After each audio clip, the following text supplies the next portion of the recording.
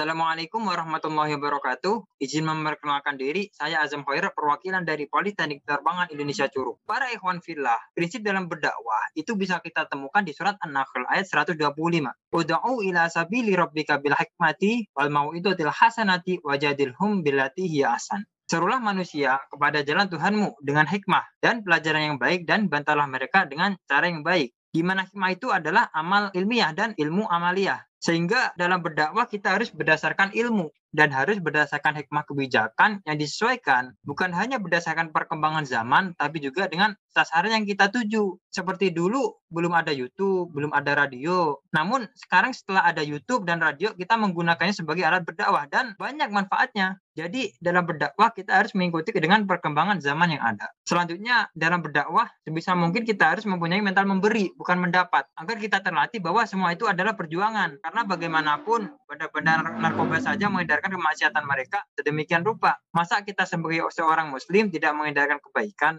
Jangan sampai dalam berdakwah kita tidak mendapatkan uang atau tidak mendapatkan jabatan, maka kita tidak berdakwah. Justru sebisa mungkin kita malah yang mengeluarkan modal dari harta yang kita miliki untuk mendanai agar kebaikan dan dakwah terus berjalan. Karena di sisi lain para pelaku maksiat, para bandar narkoba, mereka aktif menjemput pasar. Lalu masa kita orang yang soleh menunggu mendapatkan imbalan dulu baru menyebarkan kebaikan. Allah berfirman di surat At-Taubah ayat 41. Wajahidu bi amwalikum wa anfusikum fi sabilillah. Di mana di ayat tersebut Allah memerintahkan kita untuk berjihad, dan jihad pertama yang disebut adalah bi amwalikum, dengan harta kita. Makanya ketika kita berdakwah, baik di lembaga dakwah kampus ataupun di mana saja, kita harus melakukannya dengan ikhlas. Hilangkan mental mendapat dan tanamkanlah mental memberi. Inna sholati wa nusuki wa mahyaya wa mamati lillahi rabbil alamin. Usahakan untuk selalu ikhlas dalam berjuang di jalan Allah. Ada satu cerita. Ketika itu, sahabat mengadu luka dalam perang Badar terhadap Rasulullah. Namun mereka bukan diapresiasi oleh Allah, tapi malah dikritik dengan turunnya surat An-Nisa ayat 104.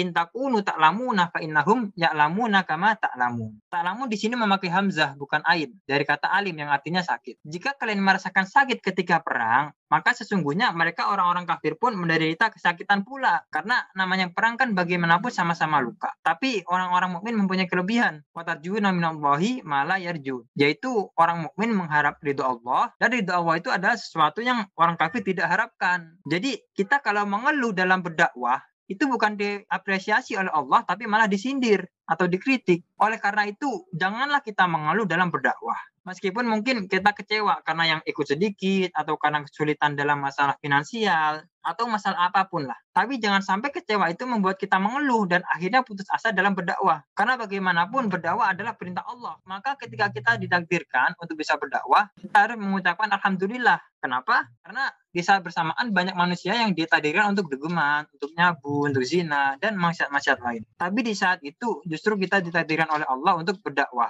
Bukankah ini suatu nikmat yang luar biasa? Ya, meskipun dalam berdakwah ada masalah, tapi itu hal yang biasa lah. Karena para penjudi dan para pelaku maksiat-maksiat lain pun mempunyai masalah mereka sendiri-sendiri juga. Jadi bukan berarti ketika kita berdakwah punya masalah, artinya para pelaku maksiat tidak mempunyai masalah juga. Mereka pun mempunyai banyak masalah. Tapi mereka demi maksiat saja berani menghadapi masalah. Masa kita yang menyebarkan kebaikan dan berdakwah takut sama masalah? Kan lucu. Jadi salah satu hikmah Allah membuat suatu keburukan adalah sebagai pembanding. Namun meskipun begitu, kita tidak boleh mengatakan seseorang yang berbuat maksiat akan pasti masuk neraka. Karena bagaimanapun status mereka adalah muslim, namun fasik. Dan Rasulullah dalam sebuah hadis pun pernah mengatakan, man qala la ilaha illallah dakhala jannah wa in zana wa in sarqa. Barang siapa yang mengatakan la ilaha illallah, maka dia pasti masuk surga walau dia pernah berzina dan pernah mencuri dalam hidupnya. Kita akan janggal dengan hadis ini. Bagaimana bisa terjadi suatu kesakaran iman tidak terganggu oleh kesalahan perilaku pemeluknya, yang dalam hal ini adalah maksiat. Penjelasan hadis tersebut adalah seperti ini. Pada hadis itu, Nabi sedang menjelaskan tentang absolutisme kebenaran, bukan masalah memperbolehkan maksiat atau tidak. Tapi Nabi ingin menjelaskan bahwa absolutisme kebenaran itu tidak akan terganggu oleh pemeluknya. Misalkan gini, kita yang mahasiswa mengatakan 1+1 sama dengan 2. Profesor juga mengatakan 1+1 sama dengan 2. Para pezina pun mengatakan 1+1 sama dengan 2. Semuanya mengatakan 2.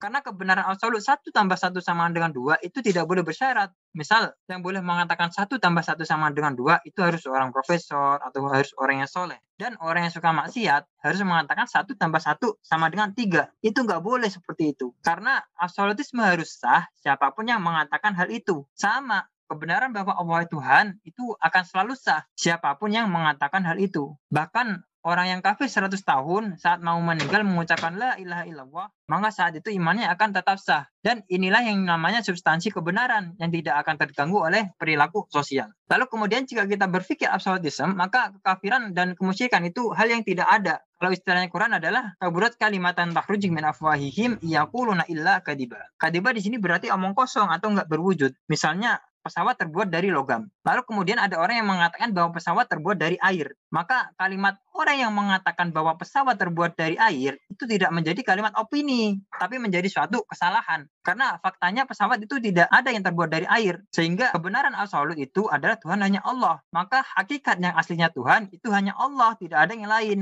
Sehingga berapapun banyaknya orang musyrik itu dianggap tidak ada. Meskipun ada saja yang mengatakan bahwa Allah bukan Tuhan, tapi itu hanya sebuah kesalahan, bukan sebuah fakta yang berwujud. Karena meskipun diakui atau tidak, atau semua manusia tidak mengikuti perintah Allah pun, status Allah tetap sebagai Tuhan. Karena posisinya sebagai kebenaran absolut. Maka akhirnya bergunung-gunung maksiat pun akan kalah dengan satu kebenaran absolut, la ilaha illallah. Karena hakikatnya maksiat itu tidak ada atau berwujud. Jadi meskipun dalam berdakwah kita banyak melihat orang bermaksiat, jangan sampai kita merasa paling benar. Karena mereka bisa saja mendapatkan ampunan dari Allah berbekal kalimat la ilaha illallah. Kemudian dalam berdakwah kita perlu untuk lemah lembut atau berbuat baik. Mengapa? Karena sebenarnya ajaran agama itu intinya adalah damai. Dan kemanapun kita pergi dan berdakwah, kita harus terus menyampaikan sapaan yang damai. Di mana dalilnya itu sangat jelas. Di surat Al-Ma'idah ayat 16. Jadi billahum manittaba'a ridwanahu subulas salam. Wa yukhrijuhum minadh-dhulumati ilan nuri bi'nih. Wa yadihim ila siratim mustaqim. Oleh karena itu, jangan sampai ketika kita di akhirat nanti, kita dihisab karena ikut menyumbangkan orang lain dari kesalehan, karena Islam dibawa oleh orang yang tidak simpatik terhadap orang lain, dan dengan mudah mengkafirkan orang lain. Karena Rasulullah pun diperintahkan oleh Allah untuk bersikap lemah lembut,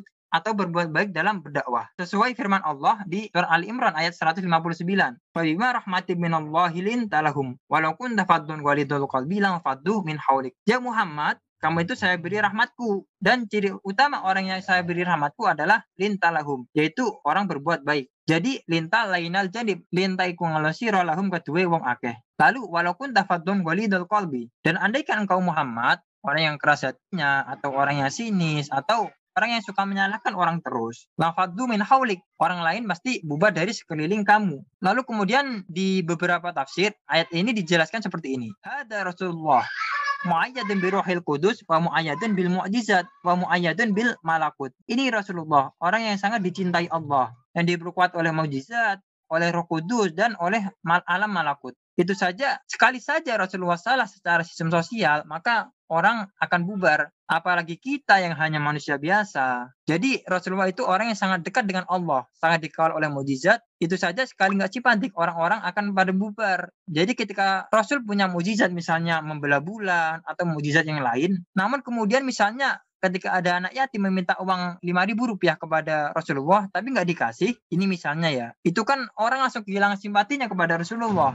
Jadi diibaratkan mukjizat Rasulullah itu tidak ada gunanya andaikan Rasulullah tidak lintalahum atau berbuat baik. Apalagi dengan kita yang tanpa dikawal mukjizat dan lain-lain. Sehingga dalam berdakwah kita sangat perlu untuk bersimpati atau berbuat baik. Bahkan istilah menyogok dalam mengajak kebaikan atau ibadah itu diperbolehkan secara usul fikih. Kemudian terakhir, dalam berdakwah, problem yang biasa terjadi adalah kita dikritik karena bisa ngomong tapi tidak bisa melakukan. Dan dikritik pakai ayat, atamuruna an-nasa bil birri wa tansawna anfusakum wa antum tatlunal kitab. Itu mestinya nggak tepat. Karena ayat itu asbabun nuzulnya adalah ketika orang Yahudi, karena mereka tahu bahwa sifat Rasulullah itu ada di Taurat, mereka menyuruh keluarganya untuk masuk Islam. Tapi mereka sendiri nggak mau masuk Islam. Kemudian turunlah ayat atamuruna an-nasa bil birri wa tansawna anfusakum wa antum tatlunal kitab. Apalah ta'qilun. Sekarang perbandingannya gini, misalnya ada orang Islam, namanya Zaid. Zaid itu maling, konsisten dia maling sampai tua. Menurut kalian, Zaid yang muslim tapi maling, kemudian dia bilang ke anaknya, "Nak, kamu jangan jadi maling, jadilah anak yang baik, jadilah anak yang soleh. Yang maling biar bapak saja." Ini menurut analisa usul fikih, ngomongnya Zaid benar apa salah? Tentu benar kan? Nasihatnya benar, ngomongnya benar, kita nggak bisa mengkritik Zaid. Kamu bisa ngomong tapi nggak bisa melakukan. Nggak bisa seperti itu. Karena fa'inal amro bil ma'ruf wajib. Wa qawla bil ma'ruf wajib. Melakukan kebaikan wajib dan berkata tentang kebaikan juga wajib. Wa qawla bil haqqi wajib. Dan ketiganya itu adalah hal yang berbeda. Berarti Zaid kena khitab atau perintah bahwa dia harus menasihati anaknya secara benar. Zaid juga harus berbicara hukum secara benar. Lalu ketika Zaid ngomong hukum secara benar, nak jangan maling, maling itu dosa. Nak jangan meneruskan profesinya ayah sebagai maling, karena maling itu nggak benar. Dia berarti sudah melakukan dua kebenaran, yaitu ngomongnya benar, nasihatnya juga benar. Namun dia salah di perilakunya yang menjadi maling. Tapi jangan hanya karena dia maling, lalu semua omongannya kita anggap salah juga. Kalau kita melarang, berarti dia salahnya malah tiga. Zaid salah dalam perbuatan, salah dalam ucapan. Yang ketiga adalah salah dalam nasihat. Itu nggak bisa kita menilai seperti itu. Ini pentingnya kita ngaji dengan para ulama, para mufasir, para ahli usul fikih. Jadi semua nggak bisa dicampur adukkan. Zaid gagal di perilaku, tapi jangan gagal lagi di nasihat dan ucapan. Karena kalau tidak dinasihati, maka anaknya akan terus maling ketika ditanya alasannya karena ikut bapaknya. Karena bapaknya kalau mau nasihatin, dia nggak diperbolehkan sama kita. Dan seperti ini menurut usul fikih nggak bisa. Misalnya, contoh lagi adalah saya sebagai orang yang bodoh nggak bisa ngaji, maka saya tidak boleh ngomong begini ke anak saya. Nah, kamu sebagai anakku, kamu harus nurut sama bapak. Kalau bapak dulu ngajinya bodoh hanya sampai juz 3, maka kamu ngaji juga harus sampai juz 3 saja, jangan sampai juz 30. Nah, ini nggak boleh, tetap saya wajib ngomong. Nak, belajar yang rajin, jadilah orang alim, jangan seperti ayah. Karena kebenaran tetaplah kebenaran meskipun kita tidak kuat untuk melakukannya. Tetaplah berdakwah walaupun belum mampu untuk melakukannya. Mungkin cukup sekian. Wabillahi taufiq wal hidayah. Wassalamualaikum warahmatullahi wabarakatuh.